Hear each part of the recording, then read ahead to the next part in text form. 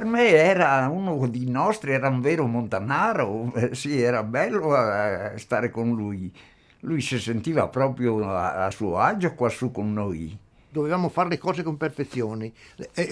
Fare la corda doppia, salire e tornare per 10 volte, quello me l'ha fatto fare. Era sempre di casa qua, veniva a trovare i miei, era uno come di noi, sì, un fratello, sì, un papà, sì. Un bellissimo ricordo del signor Taffarel. Era molto simpatico, gentile.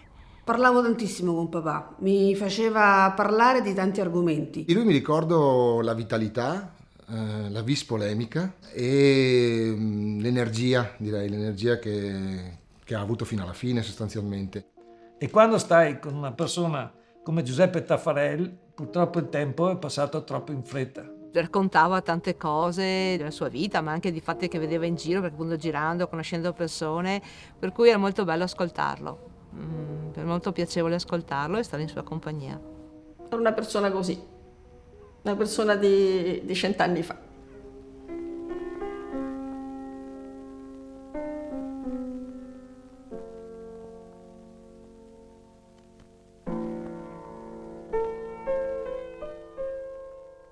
Io volevo raccontare, mi interessava raccontare, no? Cose, inventare cose, no? Sentire il parere di 60 milioni di italiani, insomma, ecco, di persone, capito? Mi interessava quello. Io ho conosciuto Giuseppe Taffarel attraverso i suoi film, in maniera, devo dire, anche molto casuale. Cercavamo delle immagini, dei film, dei contributi, dei registi anche che fossero poco noti, in modo da offrire al pubblico uno sguardo in qualche modo inedito.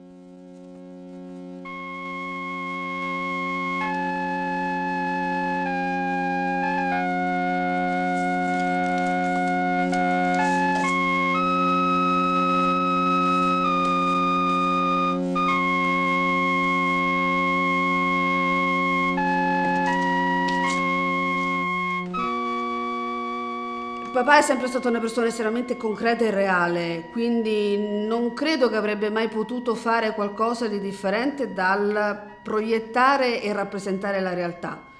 A me è sembrata una persona molto sincera e questo rispecchia in qualche modo, conferma quello che mi sembrava di intuire dai suoi film. Io so che questa cosa funzionerà. Devi partire con questa assoluta, come non so neanche come chiamarla, no? Con questo concetto ben preciso. So che questa cosa funziona. Per questo, questo e questo. Quello che mi ha davvero colpito è la sua forza emotiva, la capacità di coinvolgere lo spettatore in un rapporto, diciamo, quasi diretto, confidenziale con i personaggi che mette in scena, le vicende che racconta nei suoi film. Si pone o intende porsi al fianco dello spettatore, addirittura, se possiamo dire, seduto nelle file di chi sta a guardare. Per questo motivo si pone il problema di non essere né capzioso né saccente. Semplicemente perché era il suo modo di essere. Lui era diretto, reale, tagliente, concreto. È un intuitivo, è uno che ha un grande intuito relativo all'uso della macchina cinema.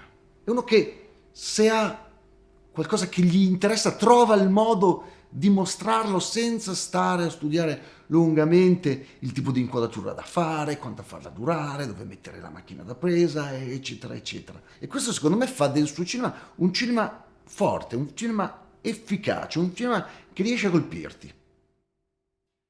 Ma no, nel 1942 sono partito per Roma per fare l'Accademia d'Arte Drammatica, no? E senza una lira in tasca, con 3 giorni, 3 di vita. Ma non è una novità, non è che sono partito così per andare a fare l'attore e ho detto eccomi qua, adesso sto io, guardatemi, faccio l'attore. No, volevo prepararmi una buona base specifica, una buona base culturale specifica e allora ho pensato all'Accademia. Gli vengono offerte delle parti come attore, forse il film suo più importante è del 1951, Actu Banditi di Carlo Lizzani, con Gina Lollobrigida e Giuliano Montaldo.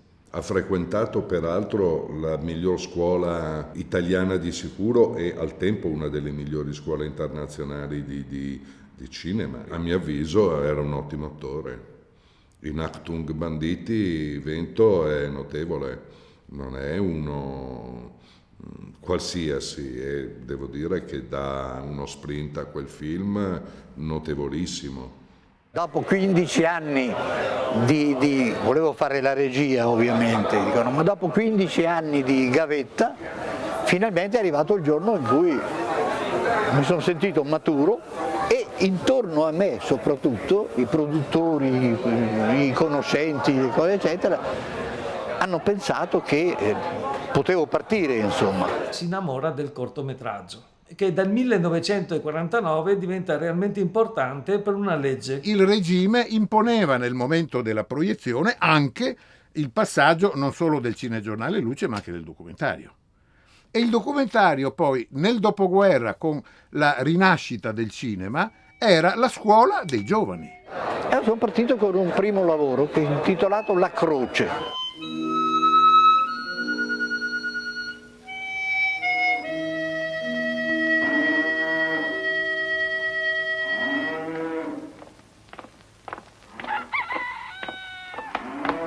Nelle prealpi venete l'uso della slitta da carico si perde nel tempo.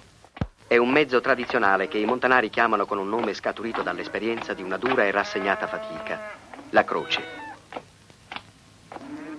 I cortometraggi hanno assunto un ruolo di conoscenza, di condivisione, di partecipazione che hanno di fatto creato una coscienza nazionale. Credo che sia stato un momento di intimità diffusa, questa bellissima, devo dire, consuetudine di finanziare cortometraggi d'autore che peraltro avevano anche una composizione stilistica e una narrazione notevole.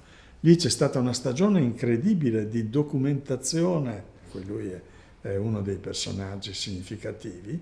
Spesso era un ritrovare un sapore di famiglia. Nella Prealpe Veneta, a cavallo tra la provincia di Belluno e di Treviso, si alza per quasi 2000 metri la Montagna del Sole.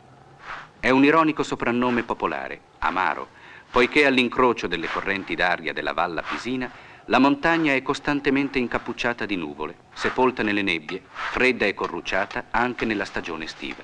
Trovo che sia forte in Taffarel questa tendenza, come dire, a usare sempre la cinepresa come una macchina che racconta la realtà.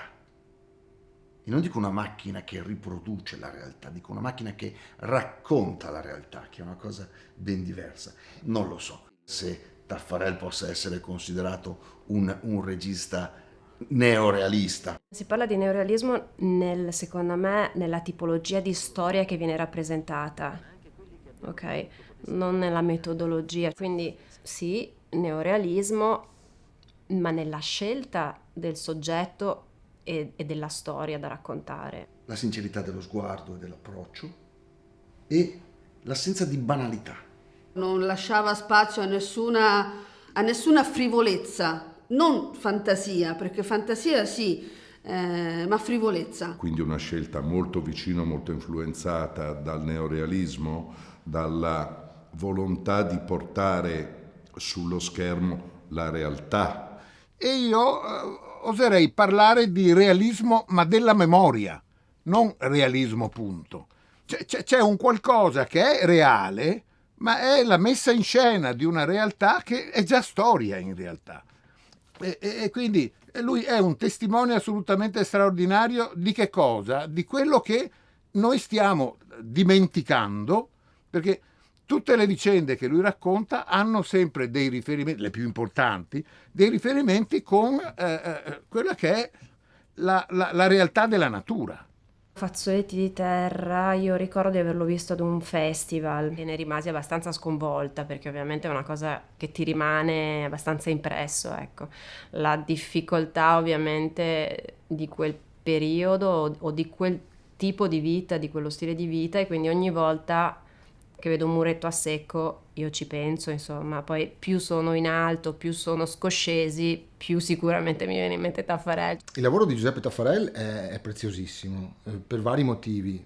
Io come geografo ci vedo anche molto l'importanza della documentazione paesaggistica, ma è anche un'importanza documentale nei confronti dell'etnografia, quindi dello stile di vita, delle modalità attraverso le quali appunto si viveva in quelle zone. Per esempio nel caso di Fazzoletti di terra ci sono dei dettagli che anche le ricerche etnografiche non avevano fatto emergere. E questo è riuscito a salvare delle situazioni. Sono pillole di storia, proprio tessere, anzi più che pillole. Penso ad esempio alle zolle rovesciate dell'erba che lui filma, che servono proprio come materasso prima di metterci il suolo sopra, e fa da materasso drenante ma anche di ritenzione idrica sostanzialmente. Era un dettaglio che nessuno conosceva, nessuno aveva raccontato anche attraverso le interviste, quindi sostanzialmente lui porta alla luce tutta una serie di piccoli dettagli che sono sfuggiti anche alle ricerche, diciamo, antropologiche dell'epoca. Mario Snenghi dovrebbe essere felicissimo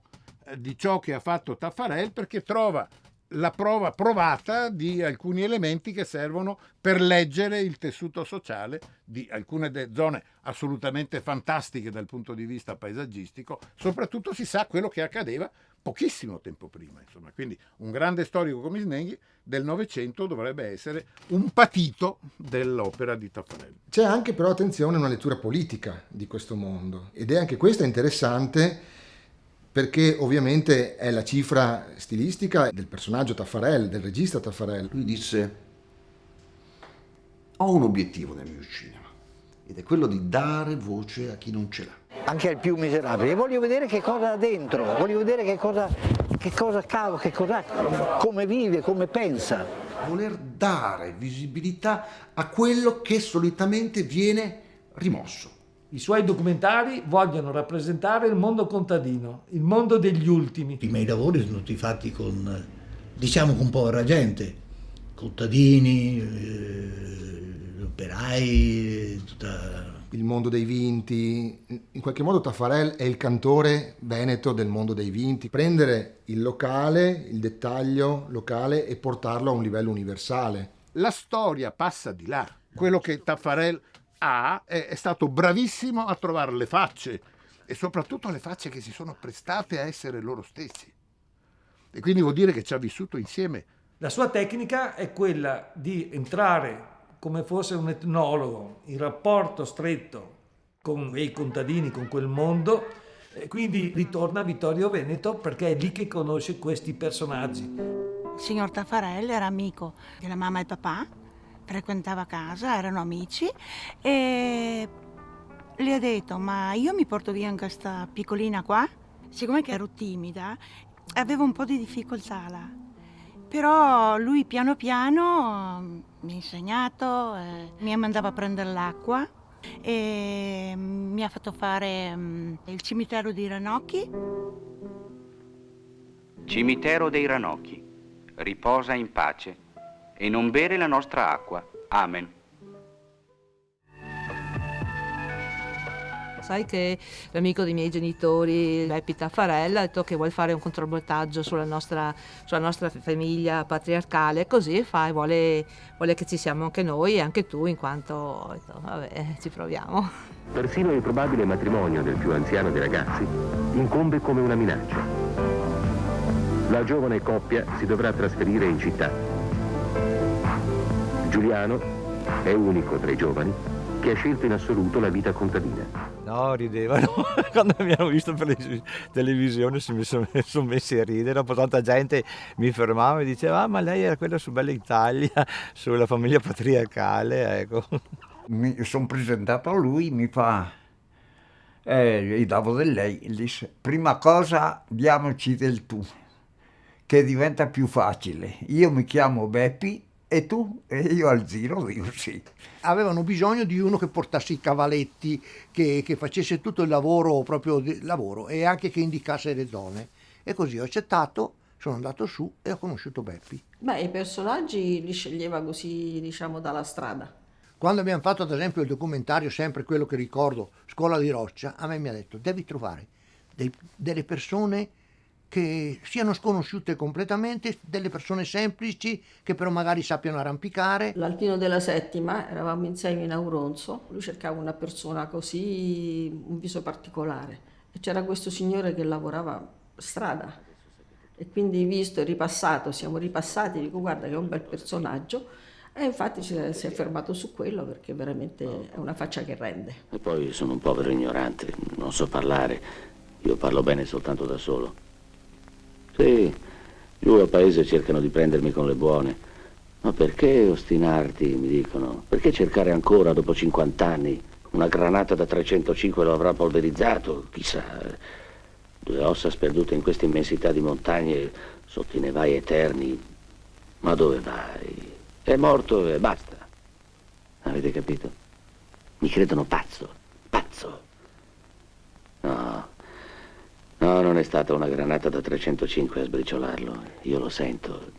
Deve essere intatto in qualche posto, dentro un crepaccio, magari lì, sotto una coltre di terra alta 3 dita, dove i turisti si siedono a mangiare.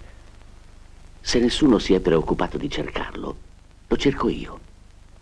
Ammazzare la gente in guerra si fa presto. Poi ti lasciano lì. Le ossa di un poveraccio non servono più. Li incontri per la strada, ti battono una mano sulla spalla e ti dicono coraggio, è morto per la patria, tuo padre è un eroe, vivrà in eterno. Ti offrono un bicchiere di vino e tutto è finito. Perché era il suo modo di essere, il suo modo di voler dare voce a questa gente. Voleva far conoscere delle persone che erano semplici, che avevano il suo modo di pensare, magari anche per quello. Papà ha utilizzato la famiglia quando era possibile. Non ho particolari ricordi, cioè non mi ricordo di aver girato i film, non mi ricordo di papà che mi dirigeva, se così si può dire. Legna d'ardere, quello in cui sono quei pannoloni al vento, come dico sempre, assolutamente no, avevo 2 o 3 anni e quindi non mi ricordo assolutamente nulla. Invece Ultimo contadino, sì, c'è l'unico aneddoto che racconto sempre, perché è quello che mi ricordo di più tra i vari, è sicuramente quello dell'essere nutrita forzatamente con pane e latte.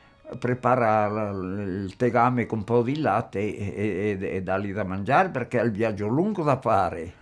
E allora ho preparato il pane, e sì, il latte col pane, lo imboccavo. Lui bravo, papà gli diceva falla mangiare, lui mi infilava il cucchiaio in bocca, io però non riuscivo a mandare giù tutto quanto, quindi c'è proprio un momento nel documentario che faccio veramente fatica a non sputare, però sono brava, resto comunque serena e continuo a mangiare e a mandare giù. È solo il pane e il latte che gli dà il mago Fungolungo è buono, l'altro non sa di niente, l'altro è soltanto pane e latte e basta.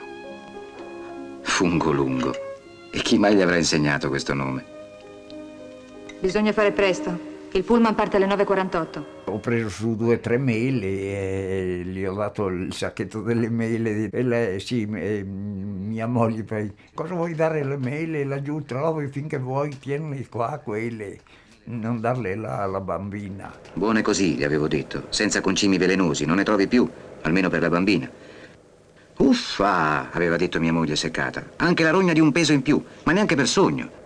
Un pezzo che mi ricordo perfettamente è quando saluto con la bambola, perché mi ricordo la visione dalla mia parte, cioè proprio io che mi vedo che sto facendo che sto salutando con la bambola, mi ricordo quel pezzo.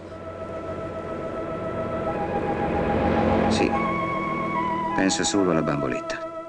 È oggettivamente incredibile quello che è riuscito a fare con sta gente, con ste facce assolutamente strepitose, ste bocche senza denti, che mangia, che ciuccia, che fa, che quello che riescono a fare. E poi, per usare un termine forse sciocco, le ha ammaestrate. Perché non puoi dire le ha fatte recitare. Tu parti da qui e vai lì, prendi il bicchiere di vino e incominci a bere il vino. E quello faceva quello che voleva, ma noi lo seguivamo con la macchina da presa, capito? Perché se io pensavo che passasse qua dove c'era sto corridoio, no, quello faceva il giro di là perché non è un attore, capisci? Non gli puoi dire alza l'occhio, basta qua, basta, capito? A ogni ciak riusciva a fargli fare le cose che a lui servivano. E in questo è bravissimo, però riesce ad avere l'immagine ma non l'empatia di un'interpretazione. ed ecco perché ha bisogno della voce fuori campo. Noi siamo dei poveri ignoranti, l'ho già detto, e facciamo quello che possiamo. Ma i giovani no. I giovani non sono più come noi. Studiano, imparano, si difendono, vogliono i loro diritti. Sono la nostra speranza. E quindi c'è anche una visione fortemente politica che forse possiamo collegare anche al suo passato partigiano, antifascista. C'è una sorta di condanna del fascismo di tipo economico, forse mi viene da dire, cioè un boom economico che sta dimenticando dei mondi, non sta riconoscendo la dignità di quei mondi. E quindi è come se lui continuasse a fare questa lotta partigiana contro tanti modi di intendere il fascismo. Il produttore, che non sapeva niente di queste cose, è rimasto, sai, no, però così due personaggi, poi alla fine che questi vanno a portare i fiori, potrebbero andare a mangiare il gelato invece che portare i fiori, però mio marito si era impuntato su quello e quello ha fatto. Se noi affrontiamo quel mondo individuando questi strati, allora il lavoro che lui ha fatto per noi è prezioso. Se invece semplicemente ci mettiamo e ci lasciamo andare all'emozione più immediata, secondo me addirittura offendiamo la fatica che lui ha fatto, perché non è facile fare quel lavoro. Figli, abbiamo chiesto. Si sono guardati senza una parola, impietriti. Sì, uno. Lo vanno a trovare in città a Bassano del Grappa una volta all'anno, nell'anniversario della sua morte. Ed è l'unica occasione questa in cui lasciano i loro campi. Era partigiano del Monte Grappa ed è morto qui, in questo viale, con altri 30, impiccato dai nazifascisti. All'inizio, quando abbiamo avvicinato questi due contadini mentre spaccavano le pietre, li avevamo guardati solo sotto il profilo umano ed economico. Erano così isolati dal mondo che parevano al di fuori di tutto. Avevamo dimenticato che anch'essi fanno parte di noi, che sono parte attiva della nostra storia. Quando Taffarel ci parla della resistenza, ci parla, diciamo, in generale della storia, non solo della resistenza, perché ci sono anche dei suoi film magnifici che, ad esempio, ci riportano non alla seconda ma alla prima guerra mondiale, e forse possono, come dire, essere in un certo senso uniti nella stessa categoria.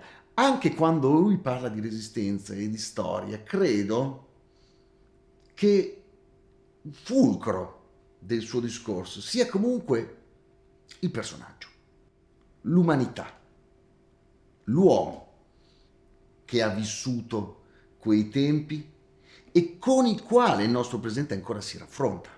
In Monte Grappa 1944 c'è questo momento in cui Taffarel ci deve mostrare la storia dei partigiani che furono ammazzati, furono impiccati dai nazisti. Monte Grappa 44 è la ricostruzione del massacro di Viale dei Martiri, no? Ne hanno impiccati a quegli alberelli lì, ne hanno impiccati, si vede anche nel finale del coro, no? Che è quello, no? Ecco, io ho raccontato la storia di quel massacro nazista e fascista soprattutto.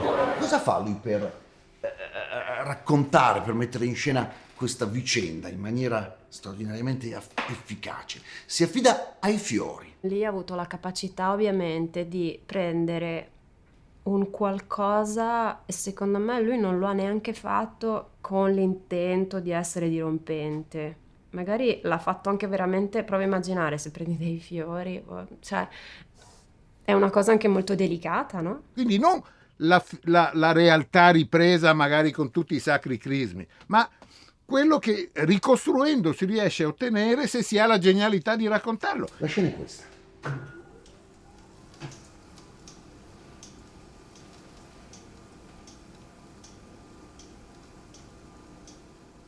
Gli eroi macabri dei fumetti neri non hanno insegnato nulla ai nazisti.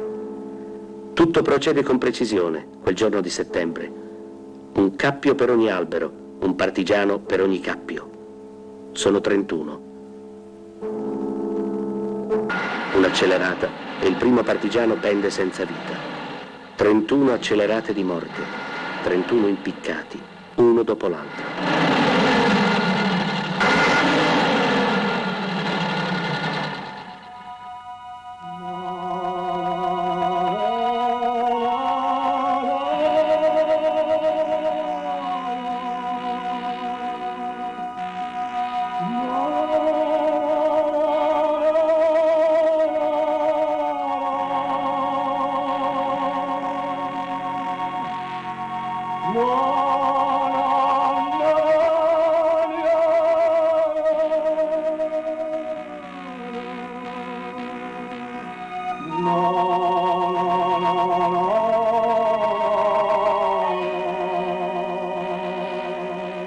La censura addirittura l'aveva proibito ai minori di 14, perché ha detto che era più impressionante quel mazzo di fiori impiccato che non impiccare la persona vera.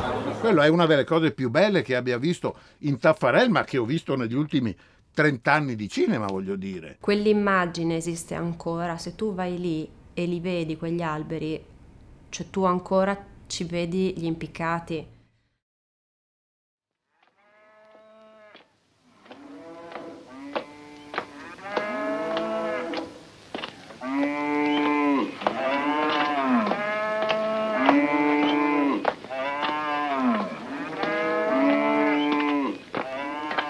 Per questa gente portare la croce è un lavoro consueto, un'attività giornaliera che si compie come le altre, senza parlare. Ma nel procedere sotto il peso c'è il segno di un'esistenza che si trascina senza prospettive, vincolata per sempre a una natura avara che non lascia eredità. La natura, il paesaggio non è mai qualcosa di semplicemente bello da vedere, ma è qualcosa che si pone sempre in relazione con una persona che lo vive e che in un certo senso anche in vari contesti, in varie situazioni è schiacciata da questo contesto in cui vive. Non c'è un'idea di natura in Taffarel idealizzata e ipostatizzata come quella, insomma, della modernità. In un certo senso lui incarna la visione della natura del mondo contadino. Io credo che avessero ragione gli antichi tragici greci, che dicevano che nulla di più tremendo c'è dell'uomo, cioè che l'uomo è sempre in conflitto con la natura e che non c'è mai stato un vero e proprio equilibrio con la natura. L'antropomorfismo è proprio questa necessità di riprendere il paesaggio attraverso l'uomo. Il paesaggio non è più altro da noi, ma siamo noi stessi. La domanda che io mi faccio, partendo dall'idea che è utile, è necessario documentare tutto ciò, è cosa significa per noi quella documentazione. Io vedo 3 livelli, diciamo così, di interesse di questo tipo di lavori, insomma, che ovviamente vanno storicizzati, vanno contestualizzati nella temperie culturale in cui sono stati realizzati, ma c'è un interesse sicuramente di tipo etnografico, etnologico, antropologico, c'è un interesse di tipo paesaggistico, proprio per capire come è cambiato il territorio, come è cambiato l'ambiente in cui viviamo, e c'è un interesse di tipo politico, e cioè dovremmo accompagnare questi documentari e proporli non come una verità, ma come un modo di interpretare la realtà e con delle possibilità di far capire la chiave di lettura di Taffarel, quindi la visione politica, l'ideale politico di Taffarel, che mutatis mutandis chiaramente può avere dei riflessi interessanti anche per il mondo contemporaneo, più in un'ottica appunto non di critica politica, ma di critica forse anche un po' proprio al modello economico. Metterei in didascalia di tutti i nostri ragionamenti una frase di un grande filosofo della metà del Novecento, che si chiamava Adorno. Non si tratta di conservare il passato, ma di realizzarne i suoi sogni. Quando vedo i contadini che lavoravano nelle montagne con la fatica quotidiana incredibile, forse sognavano quel mondo o no? E se sognavano un mondo, noi lo stiamo realizzando? E allora il lavoro fatto, la descrizione di quel mondo, ci deve servire per questo, per costruire un futuro che contenga i sogni di quei contadini e della loro fatica. Solo ai bambini è dato sognare e sperare, e forse per loro è giunto il momento di dare al progresso quel significato che i padri non hanno mai conosciuto. I temi di Taffarel non solo sono attuali, ma proprio fino a quando, tra virgolette, esisterà la discriminazione, esisterà la differenza epocale tra ricco e povero, sfruttato e sfruttatore, credo difficilmente potrà essere superato. Taffarel è un regista del suo tempo e questo è giusto, e questo è innegabile, questo è necessario se egli vuole essere un documentarista, e lo è, e come. e racconta delle vicende che sono del suo tempo. Il suo racconto ci porta all'interno di paesaggi che sono immersione in quella cultura di base che lui riesce a raccontarci con tanta semplicità. La semplicità è riuscire a non far vedere lo sforzo, perché essere chiari e semplici è complicatissimo. Serve anche poi a far emergere la dignità di questi personaggi. Sono dei personaggi che si stagliano solitari, no? Quasi mitologici. La sintesi è un processo creativo complicato che passa attraverso la conoscenza. La scelta di raccontare delle storie universali, se vuoi essere universale devi essere semplice. I suoi documentari sono tutti simili.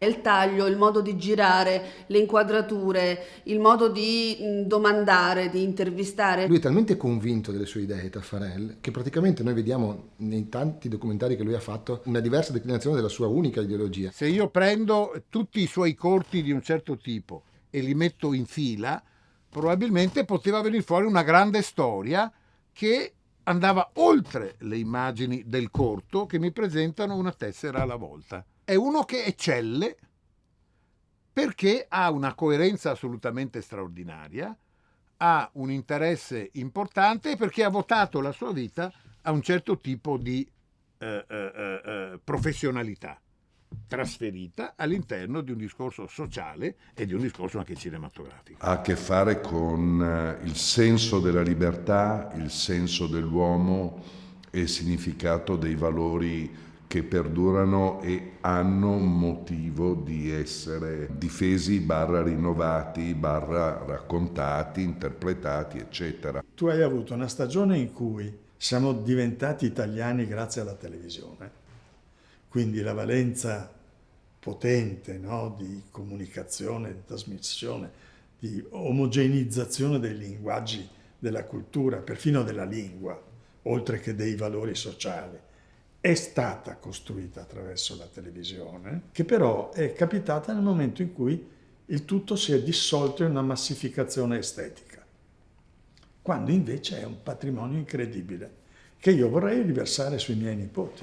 Per i giovani sarebbero interessanti alcuni da rivedere, però non possono fare la comparazione perché è un mondo finito quello. Se una persona è abituata a vedere altri linguaggi, a leggere altri linguaggi, non è molto complesso, ma se non lo hai mai fatto perché comunque non ne hai mai avuto la possibilità, l'occasione, l'interesse, l'importante è avere pazienza e lasciarsi entrare in quella storia.